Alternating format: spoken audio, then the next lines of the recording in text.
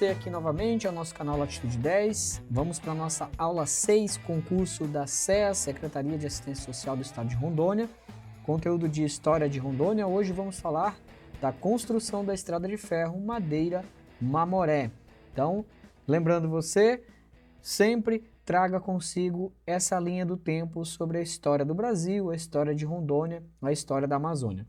Agora a gente está falando aqui do período imperial, final do período imperial e o início da República, tá? Nós estamos nesse momento histórico conversando sobre esse período. Nós já falamos lá do período colonial, as nossas aulas anteriores. Para você ir bem nessa aula hoje, você tem que ter assistido a aula anterior, em que a gente falou do ciclo da borracha, e a outra aula que nós falamos sobre os tratados e acordos. Vai ser fundamental para que você entenda alguns assuntos relacionados à construção da Estrada de Ferro Madeira-Mamoré, tudo bem?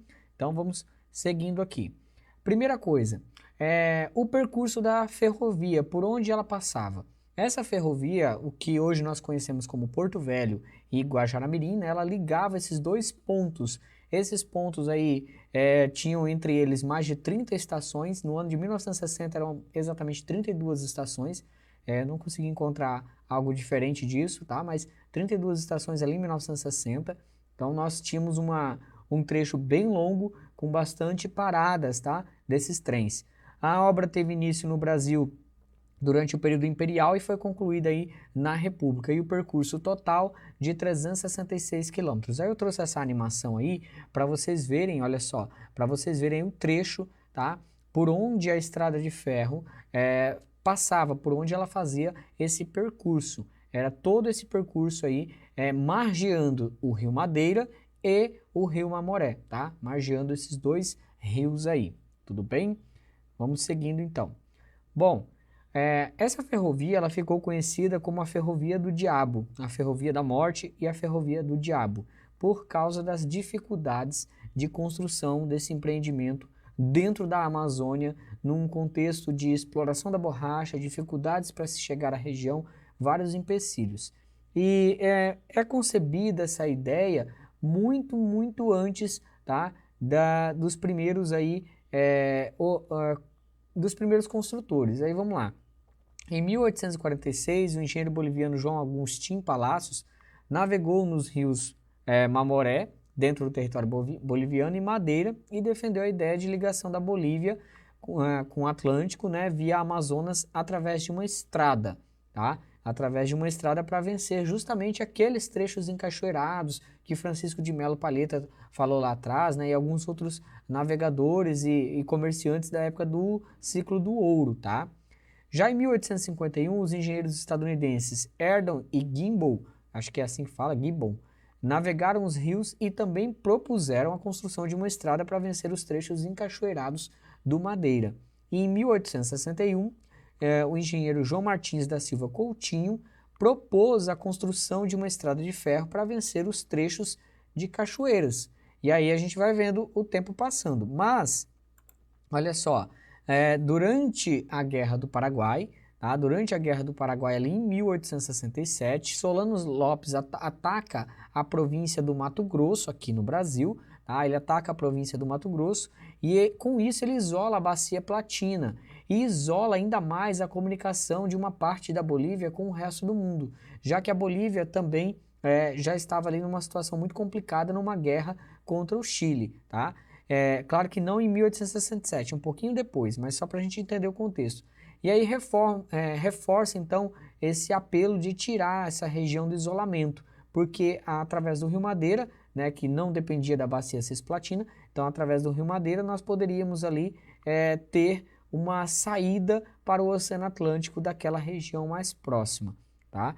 Lembrando que o que hoje é Rondônia, boa parte era Mato Grosso nesse momento. E aí o século XIX, então, ele é marcado, né, sobretudo por essa afirmação, o que é esse contexto internacional que a gente está falando aqui? A afirmação do sistema capitalista, nós temos a primeira Revolução Industrial, a segunda Revolução Industrial, e o século XIX ele é marcado por esse forte crescimento industrial, principalmente da Europa e dos Estados Unidos, e baseado, claro, na ideia do lucro. As ferrovias, então, elas eram ferramentas fundamentais para esse desenvolvimento. E os países que possuíam essa tecnologia de construção, eles vendiam essa tecnologia para aqueles países que não possuíam essa tecnologia, que não tinham a expertise, né, na construção de ferrovias, que era o caso do Brasil.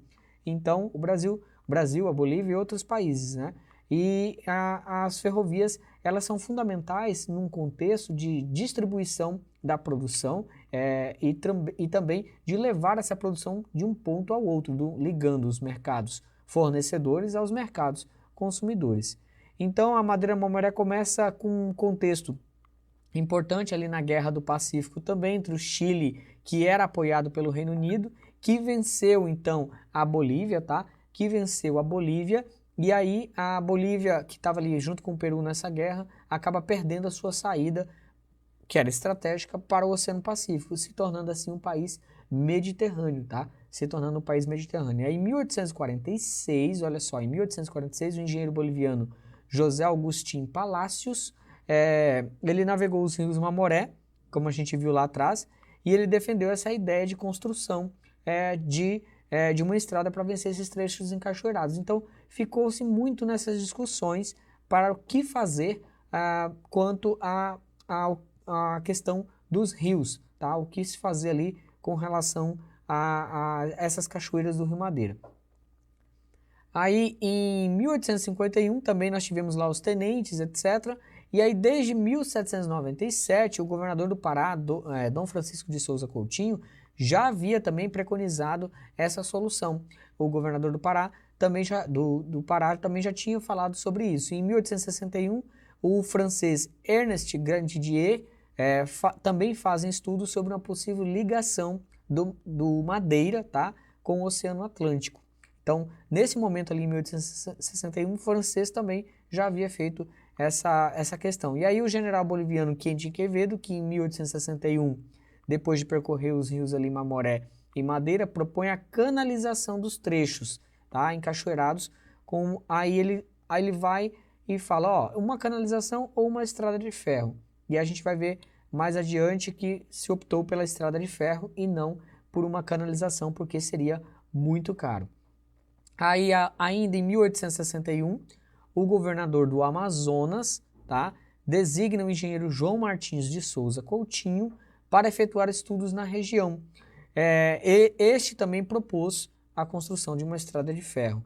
Então, o Brasil começa também a fazer estudos sobre a região para tentar aí desenvolver alguma coisa na região para favorecer a navegação e o transporte de cargas naquele espaço. Aí a Guerra do Paraguai, como a gente já falou, né, isola a Bacia Platina com os ataques do ditador, e o Brasil, então, buscando esse apoio, tá, claro, trazendo o isolamento do Paraguai, entra em acordo com a Bolívia e celebram assim o Tratado da Amizade, o Tratado de Ayacucho, aquele que a gente viu nas outras aulas anteriores.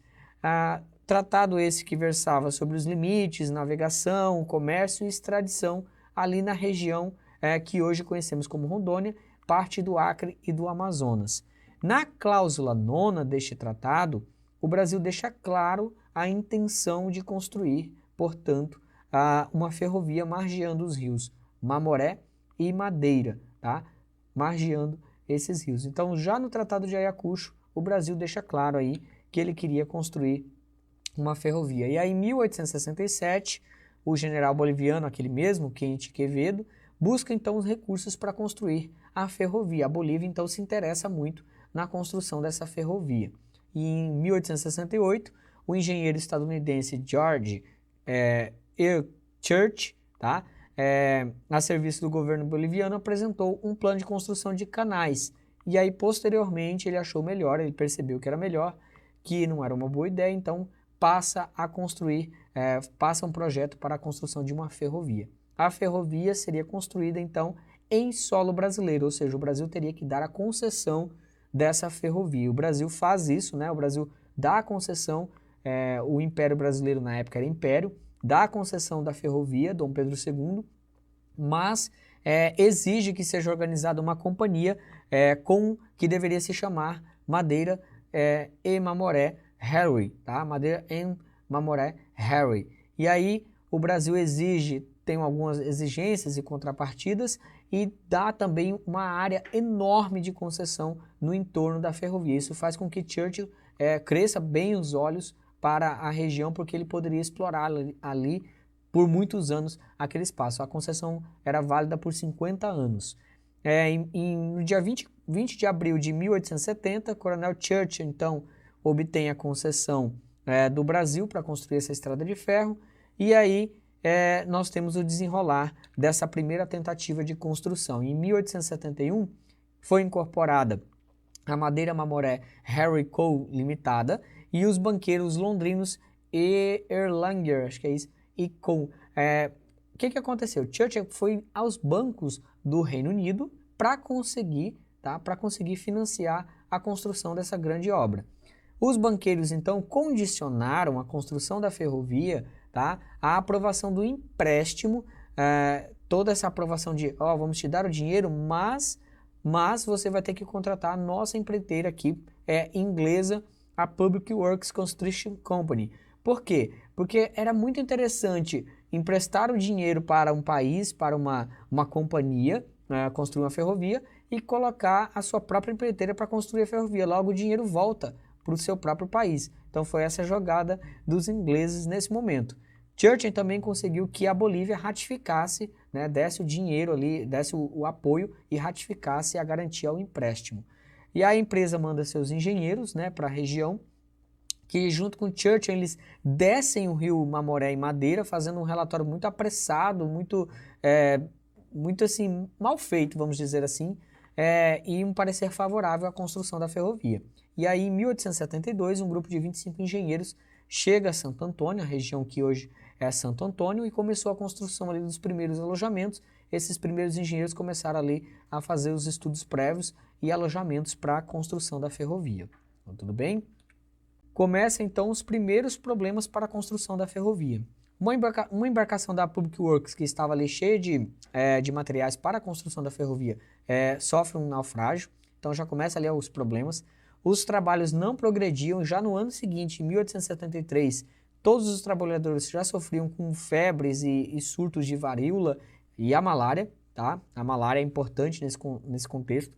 Os ataques dos indígenas caripunas era um outro problema muito sério para a construção da ferrovia, porque a ferrovia passava dentro do território desses povos e eles eram muito hostis à construção dessa ferrovia. Havia falta de alimentos na região, remédios, dificuldade de contratar trabalhadores, isso tudo foi muito fundamental para o fracasso aí dos ingleses na tentativa de construção. E em 1873, a Public Works então entra na justiça em Londres, tá, para reincidir o contrato, afirmando que foi enganada sobre a extensão e das condições da região. Então, ela alegou que Churchill havia enganado a empresa, que ela foi lesada e que as condições da região eram horríveis. A Public Works afirmou no relatório que os seus homens morriam na região como moscas. Então, isso estava de fato no relatório da Public Works. E então eles se retiram do local, do canteiro de obras, e os engenheiros ainda permanecem ali até 1874, porque a Public Works queria terminar as medições topográficas de todo o percurso, desde Santo Antônio até a região onde hoje nós temos a cidade de Guajará-Mirim, para provar que eles foram enganados por Churchill. A empreiteira então entrou na justiça, exigindo indenização pelos danos patrimoniais e materiais. E neste momento a obra já possuía má fama no mundo todo, porque, olha, é uma região de difícil fixação humana e essa obra é difícil de acontecer. E aí a Public Works larga, e Churchill vai atrás de outros para construir a ferrovia, e o dinheiro que foi liberado pelos ingleses fica preso, tá?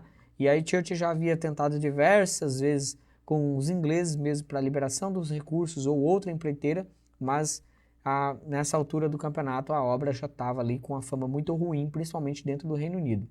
E aí Churchill consegue o quê? Uma empreiteira americana que construísse ali os primeiros 15 quilômetros da ferrovia, com os materiais que foram deixados pela Public Works, que era Dorsal e Cadway, utilizando materiais abandonados ali pela construtora antiga. E em 1873 eles assinam um contrato. Em 24 de janeiro de 1874, chega um grupo de engenheiros a Manaus, porém retornam dias depois após a morte de um dos companheiros e abandonam o local de trabalho, afirmando que as condições eram impensáveis para a construção de uma ferrovia ali na região. E aí o Brasil começa a entrar em cena, olha só, o Brasil começa a aparecer nessa questão, porque até então é só a Bolívia, Coronel Churchill, os ingleses, tá? Era só a Bolívia e o Coronel Churchill. Aí o Brasil envia ao Congresso, Dom Pedro II, na verdade, o imperador, envia ao Congresso uma proposta de suplementação de fundos para a construção. Com isso, Churchill ele conseguiu um gás ali com os bancos londrinos, né, para fazer um acordo com a Public Works para liberar os recursos. E aí foi lavrado o contrato com a P&T Collins. A P&T Collins, uma americana, pelo dobro do preço dado pela Public Works, porque a essa altura ninguém queria pegar essa obra pelo mesmo valor da Public Works. E aí, em 1878, parte para o Brasil o vapor Mercedita com engenheiros para retomar as obras. E é claro, não demora muito, os problemas começam a aparecer no canteiro ali de obras. E aí, em 1878, inauguram os primeiros 3 quilômetros da ferrovia, ali no trecho de Santo Antônio, os primeiros 3 quilômetros, em meio às doenças e os ataques indígenas. Porém, na inauguração desses 3 primeiros quilômetros, a locomotiva Coronel Churchill descarrilou e aí foi um banho de água fria nesse momento, tá? Então acabou aí tendo esse problema. E em 1878, tá? Em mês de julho de 1878, Churchill envia uma carta admitindo que não conseguirá desbloquear os recursos para a obra, envia para os construtores, né, para P&T Collins, e disse que não ia ter condições de liberar os recursos para que a empreiteira largasse a obra. E um perito inglês que havia estado na região, né, admitiu em relatório ser impossível a conclusão da estrada de ferro por causa das condições da região. E apesar de tudo isso, apesar de todas as dificuldades, Thomas Collins, que era o proprietário da empresa, insistiu em permanecer no local e em 3 de maio de 1879 ele é atravessado por uma flecha em ataque indígena. E aí em agosto de 1879, todos os americanos que estavam em Santo Antônio receberam a ordem do governo americano para retornarem para os Estados Unidos. E a empresa Collins, a partir de então, entra em falência, tá? Já estamos aí na 3ª empresa tentando construir a ferrovia e não consegue. Contabilizou-se nesse momento 141 mortes oficialmente, tá? Entre as 719 pessoas que vieram dos Estados Unidos em 18 meses. E faleceram ainda cerca entre 300 e 400 trabalhadores brasileiros e bolivianos, fora os indígenas nesses ataques, nessas disputas de território com os estrangeiros que vinham para construir a ferrovia. Lembrando uma coisa muito importante, a ferrovia ela foi construída com mão de obra de várias nacionalidades diferentes, de vários povos diferentes. Poucos brasileiros, vamos dizer assim, se envolveram tanto na construção da ferrovia. Foram mais ingleses, americanos, barbadianos, pessoas que vieram de outras localidades para a construção da ferrovia. Então, o Coronel Churchill desiste da construção, entrando na justiça londrina para ratear então os valores dos investidores. Diante disso, o Brasil declarou caduca a concessão da ferrovia em 1881. E pronto. E aí a gente vai ter o Brasil entrando de fato agora como um protagonista na construção dessa ferrovia, a ferrovia Madureira-Mamoré. E aí em 1879, quando já estava naquele processo de abandono da ferrovia, a Bolívia se envolveu naquela guerra com o Chile, que a gente viu lá atrás, perdendo em 1882 a guerra, né, e consequentemente seu território. O Brasil aproveita-se desse momento para justificar a construção da ferrovia. Olha, a Bolívia precisa de uma saída para o oceano, então vamos construir essa ferrovia. Em 1883, o Brasil envia para a região, chega então a Santo Antônio, a Comissão Brasileira Morsin, tá? De um engenheiro, tá? Chamado Morsin, e a comissão, eu não me lembro o nome dele, mas é o sobrenome, Morsin, tá? Ela encontra as plantas originais da construção da P&T, da Public Works, tá? E em 1883 a comissão se retira da região pelas dificuldades. Eles não conseguiram concluir todo o trabalho de levantamento topográfico, tá? Mas eles encontram as plantas originais da Public Works que havia conseguido fazer todo o levantamento topográfico. Essa comissão encerra-se por causa da malária e dos ataques indígenas. Eles não conseguem terminar as medições. E aí o Brasil envia, nesse mesmo ano, mais adiante, a Comissão Pincas, do engenheiro Júlio Pincas, que chegou a Santo Antônio em 20 de junho ali, de 1884 e regressando no dia 10 de setembro de 1884. Com 77 dias, olha só, 77 dias de trabalho, Pincas afirmava ter feito o dobro do levantamento necessário que Morsing não havia conseguido. Isso começou a gerar uma certa desconfiança de que de fato ele tivesse feito o trabalho, já que todo mundo conhecia as dificuldades da região. E com isso ele traz também medições diferentes daquelas que Morsing havia apresentado sobre o percurso da ferrovia, tá? Pincas então fez esse levantamento em pouco tempo, o dobro do tempo, mais rápido, né, do que o Morsing, mas esses estudos não eram confiáveis. Havia divergências dos dados entre Morsing e Pincas que só foram esclarecidos na conclusão da ferrovia em 1912, onde provou-se que Morsing estava certo e Pincas estava errado. E aí a gente vai entrar naquela questão do Tratado de Petrópolis de 1903, quando há a anexação do território do Acre ao Brasil e uma parte do território do Brasil para a Bolívia, tá? Que o Brasil paga 2 milhões de libras esterlinas ao governo boliviano e compromete-se em construir por conta própria ou empresa uma ferrovia que ligasse os trechos encachoeirados do Mamoré ao trecho navegável do Rio Madeira, tá? E aí a República, tá? Isso já no Brasil, República, agora a gente já está num momento diferente da história, cria um novo projeto de ferrovia que ligaria a região de Humaitá, hoje a cidade de Humaitá, a cerca de 200 quilômetros de Guaxará-Mirim, já no rio Guaporé, olha só, a Madeira Guaporé. Porém, tal projeto nunca saiu do papel, nunca aconteceu, tá? O Tratado de Petrópolis novamente entra em cena, e aí, em 1905, como em 1903 o Brasil se comprometeu em construir a ferrovia, em 1905 abre-se o edital de concorrência que saiu como vencedor o senhor Joaquim Catrambi, tá? Esse cidadão ele era uma espécie de testa de ferro do magnata estadunidense Percival Farquhar. O que a gente chama hoje comumente de laranja. Ele adquiriu a concessão por um valor muito abaixo do que especialistas indicavam, tá? Um valor muito abaixo, e depois o Brasil, né, vai lá e contrata então a empresa de Catrambi para fazer esses estudos técnicos para viabilizar a construção da ferrovia. Entra em cena Percival Farquhar, Joaquim Catrambi repassa, olha só, repassa para Farquhar a responsabilidade dos trabalhos da construção. E aí passa para May, Jake e Randolph, que é com sede em Nova York, para a construção da ferrovia. Farquhar, ele já havia construído ferrovias, ele já tinha uma experiência muito grande com a construção do Canal do Panamá, na região onde o país chamado Panamá, aqui na América Central, com ferrovias em Cuba e com outras ferrovias na América Central, onde o clima era muito semelhante ao daqui da Amazônia, onde as doenças, as dificuldades de conseguir trabalhadores eram imensas, então ele já tinha uma experiência muito grande nesse tipo de empreendimento com as dificuldades que se apresentavam. Farquhar, então, pega a concessão de Catrambi e passa, então, a monopolizar ali o processo de construção. E, é claro, os problemas ressurgem. Dificuldades em atrair trabalhadores, já que a má fama da ferrovia corria solta, né, no mundo afora, vistos que muitos desertavam, olha só, para trabalhar nos seringais.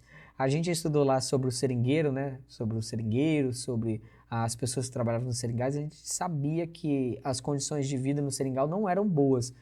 Agora imagine, se no seringal não era boa, as pessoas saíam da construção da ferrovia para o seringal. Então a ferrovia era pior ainda, né? Havia muita rebelião entre turmas de trabalhadores, ataques de indígenas, as doenças, a malária era um grande vilão aí na construção. Em 1907 começa a construção do novo ponto zero da ferrovia. Nasce, portanto, Porto Velho. Tá? Em 1907 nasce, portanto, Porto Velho. O que aconteceu? Os engenheiros de Farquhar perceberam que a região ali de Santo Antônio tinha uma dificuldade muito grande para descer o maquinário, para descer os equipamentos, para fazer todo um processo ali de construção. E a região de Santo Antônio pertencia ao Mato Grosso, já o que hoje é Porto Velho pertencia ao Amazonas. Então, convencionou levar o marco zero 7 quilômetros abaixo do Rio Madeira, 7 quilômetros abaixo do Rio Madeira, numa região com maior facilidade, que já tinha ali um porto antigo, isso é até uma teoria porque o nome Porto Velho, da cidade de Porto Velho, onde havia ali um porto antigo e que facilitou para descer os maquinários e trazer todo o complexo de construção, onde hoje temos os barracões da ferrovia, os barracões ali, as oficinas da ferrovia e aqueles barracões imensos ali às margens do Rio Madeira em Porto Velho, ok? Então, por isso que foi mudado e foi o senhor Percival Farquhar. Com essas mudanças, traz também um processo urbanístico para aquela região.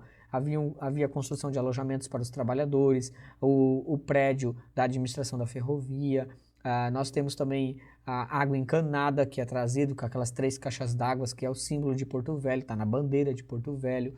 Nós temos também a energia elétrica, uma série de infraestruturas que são trazidas para o espaço e acabar atraindo mais e mais pessoas, fazendo com que Porto Velho crescesse rápido e que Santo Antônio do Rio Madeira se tornasse obsoleto, vindo até ser extinto na criação do território federal do Guaporé. Santo Antônio do Rio Madeira é extinto como município. Tá?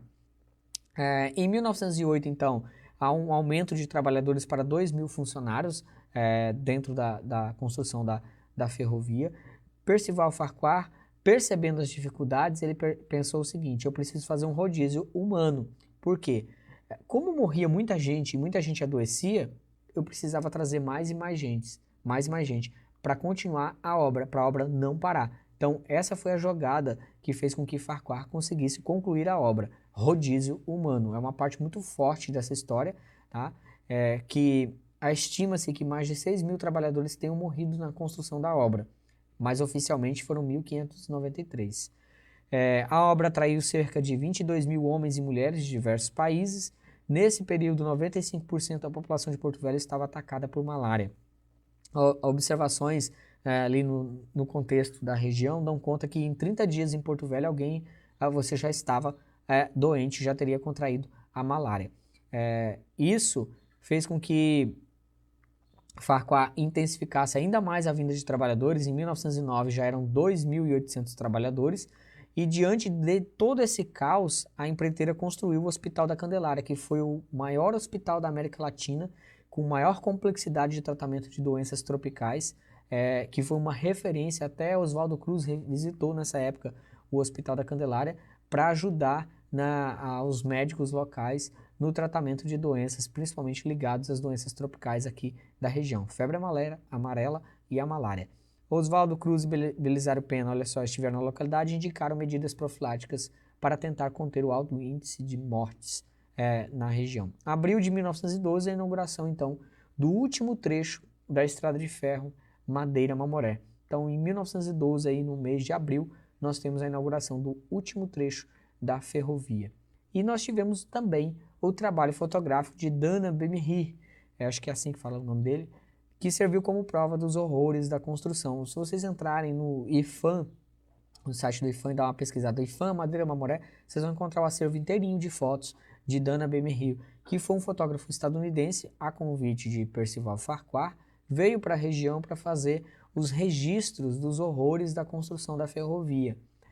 Qual era a ideia de Farquhar? Sabendo que a ferrovia custaria muito mais caro do que ele havia pego, era usar as imagens, as fotos de Dana Bemery como prova dos horrores, para que ele conseguisse uma indenização do governo brasileiro para dizer, a ferrovia custou muito mais caro, tá? O que não houve, o que não aconteceu. E olha só, e aí nós temos o triste fim da ferrovia Madeira-Mamoré, que a partir de 1912 a gente sabe, porque a gente estudou na aula passada, a produção do látex asiático ultrapassou a da Amazônia, né? E os seringais entram em declínio no ano da inauguração da ferrovia. Olha que tragédia. E seus esforços acabaram não sendo recompensados financeiramente.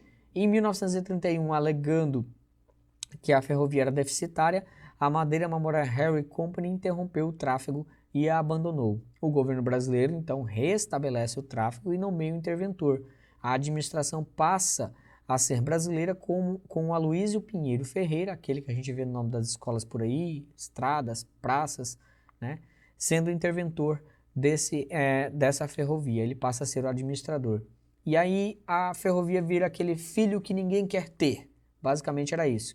Em 1957 começa o processo de desativação da ferrovia, a transferência de responsabilidade do tráfego da rede ferroviária federal para a Diretoria de Vias de Transporte do Ministério da Guerra.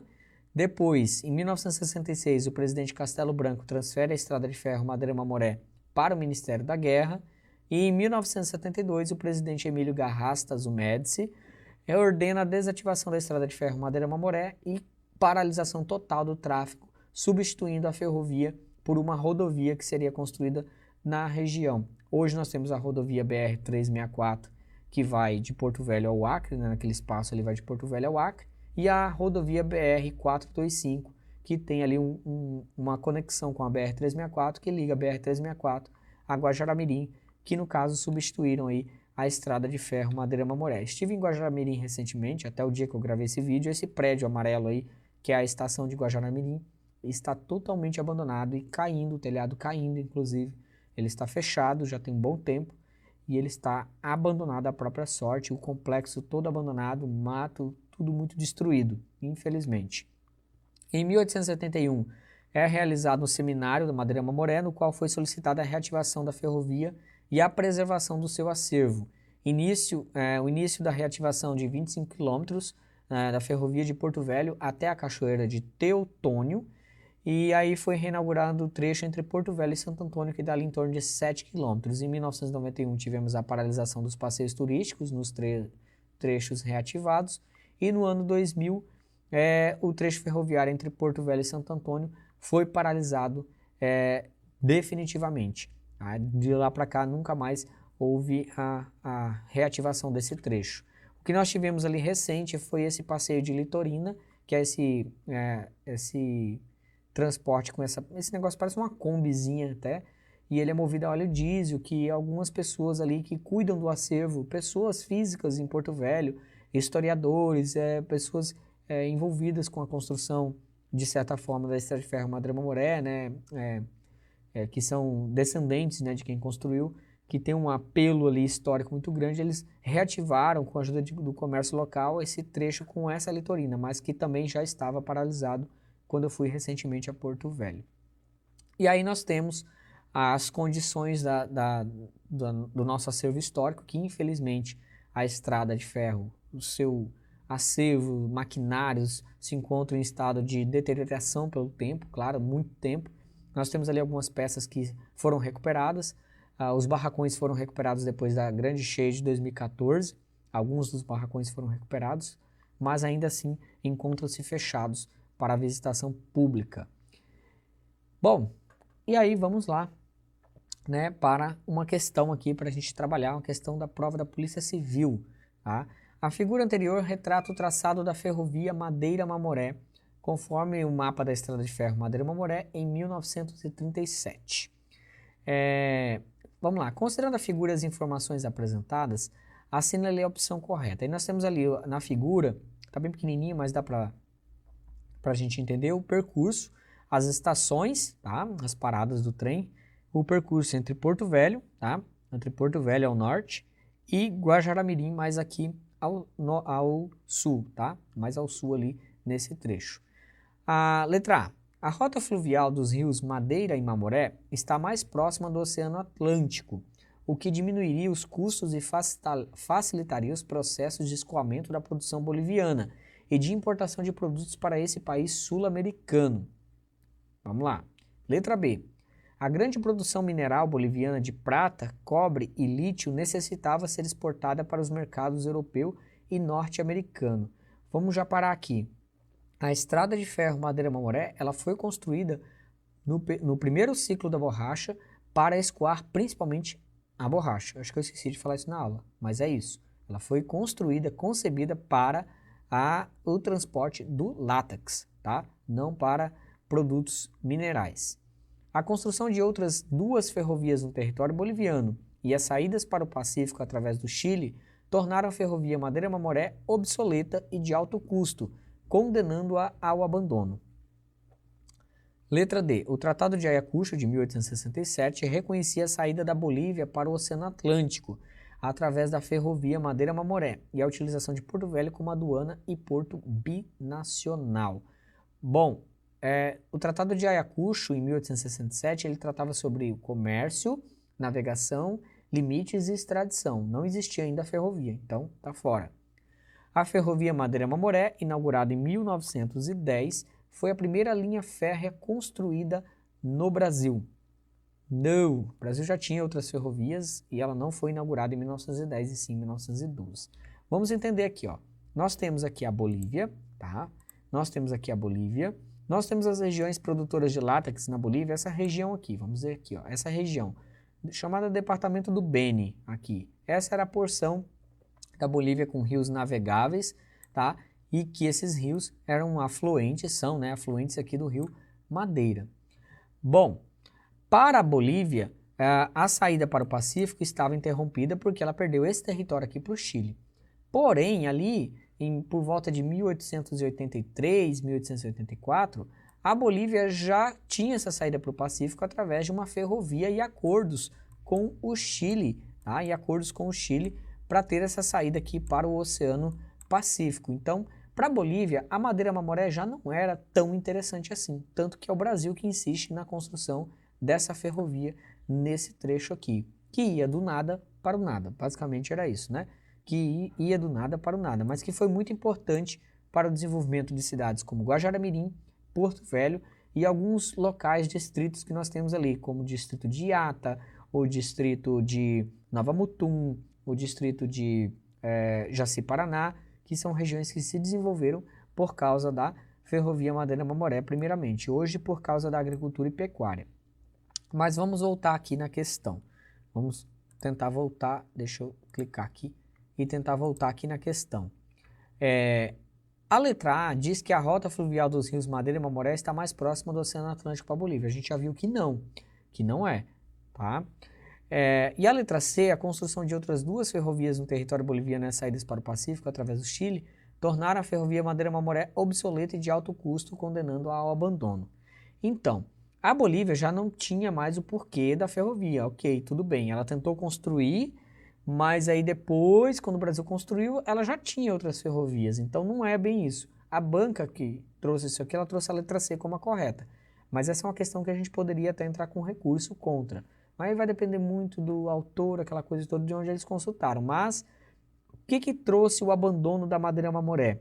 Foi o seu alto custo de manutenção e o fim do ciclo da borracha, porque era justamente o que ela queria transportar, o látex. O látex entrou em declínio, logo a Madeira-Mamoré já não era tão importante assim para a economia da região. Tudo bem? A questão aqui do concurso temporário para bombeiros aqui do estado de Rondônia. Apesar da resistência dos indígenas à invasão de seus territórios, as atividades missionárias e comerciais se expandiram pelo estado de Rondônia, como a construção da ferrovia Madeira-Mamoré no Alto Madeira, cujo grupo indígena mais prejudicado com a respectiva obra, sendo hostilizado e até mesmo quase extinto, foram os: letra A, Pacaás Novos, letra B, Caripunas, letra C, Caritianas, letra D, Pataxós e letra E, Chacriabás. Então, pessoal, aqui a gente tem três etnias que foram impactadas pela construção da estrada de ferro Madeira-Mamoré. Os caritianos foram impactados, os caripunas foram impactados e os pacaás novos também foram impactados com a construção da ferrovia, porque ambos povos aqui tiveram seus territórios violados ou estava muito próximo ali da construção dessa ferrovia, mas os indígenas que tiveram aí maior embate com os construtores foram os caripunas, tá? Eles foram ali quase dizimados nesse processo por causa da sua hostilidade e da hostilidade dos construtores para com esses povos indígenas. Tudo bem?